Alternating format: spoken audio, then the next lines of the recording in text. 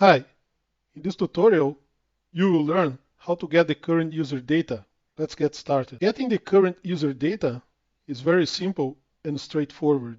Let's do that. First, let's go to this empty screen, and I'm going to add a text label. Let's increase the size. And here, on the text property of the label, simply type user, open parentheses and close parentheses, dot full name.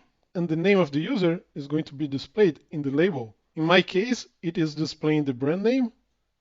In your case, it will probably display your own name. And here on the user, you have access to some other properties.